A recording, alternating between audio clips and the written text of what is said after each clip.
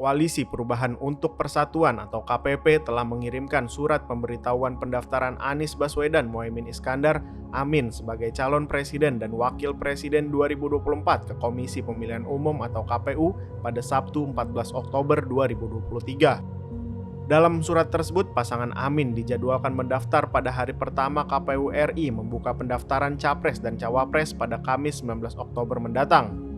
Namun di satu sisi sampai saat ini pasangan Amin masih menempati suara terendah jika dibandingkan dengan dua capres lainnya yaitu Ganjar Pranowo dan Prabowo Subianto. Memandang hal tersebut, peneliti dari Saiful Mujani Research and Consulting, Saidiman Ahmad mengatakan pentingnya komunikasi dan sosialisasi yang serius terhadap masa pendukung Amin. Saidiman menjelaskan sebenarnya posisi ketiga capres tidak ada yang dominan saat ini. Jadi walaupun Ganjar dan Prabowo berpasangan dengan siapapun, belum ada calon yang mencapai 50% lebih suara. Tetapi kalau kita bandingkan dengan Ganjar dan Prabowo, dengan siapapun pasangan cawapresnya, Amin posisinya masih nomor 3, ujar Saidiman kepada Forum Keadilan. Saidiman berpendapat peluang pasangan Amin untuk lolos ke putaran kedua Pilpres 2024 lebih kecil dibanding dua pasangan tersebut.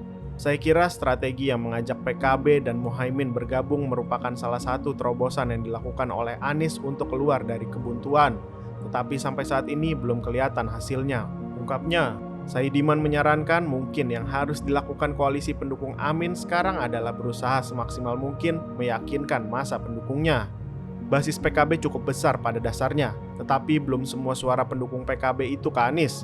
Jadi masih butuh penjelasan yang lebih kuat dari pasangan Amin kepada masa PKB, terutama Muhaimin, untuk meyakinkan masa partainya agar serius mendukung Anies ibunya. Selain itu, kata Saidiman, KPP juga perlu memperkuat suara di komunitas Nahdlatul Ulama atau NU.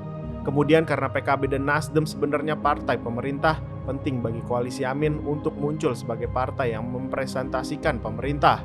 Kenapa itu penting? Karena basis pendukung pemerintah sekarang sangat kuat. Sekitar 80% dari populasi itu memberi apresiasi terhadap kinerja pemerintahan, paparnya. Saidiman melihat kesan bahwa koalisi Amin sebagai oposisi akan cenderung merugikan, sebab basis atau ceruk suara yang beroposisi dengan pemerintah hanya 20% dari total pemilih. Berdasarkan data, Saidiman menyebut khusus mengenai suara PKB, aspirasinya sekarang masih mengalir ke Ganjar dan Prabowo, jadi belum sepenuhnya ke Anies. Tetapi dukungan Muhaimin ke Anies itu kan baru sebulan, jadi kita lihat nanti bagaimana sosialisasi mereka ke tingkat bawah, tuturnya. Bisa juga karena keputusan elit PKB tidak memperhatikan aspirasi di tingkat bawah, kemudian terjadi split. Dukungan nantinya terbagi dua, untuk calon legislatifnya ke PKB, sedangkan dukungan capresnya entah kemana. Lalu bisa juga lebih buruk dari itu. Menurut Saidiman, pihak publik PKB kecewa dengan keputusan elit karena memilih capres yang tidak mereka dukung dan memutuskan untuk keluar dari PKB. Di sisi lain, Saidiman melihat masih ada beberapa pilihan strategi yang bisa dimainkan lawan politik Amin. Ganjar misalnya, koalisi pendukungnya masih bisa memainkan dua strategi untuk meraup suara.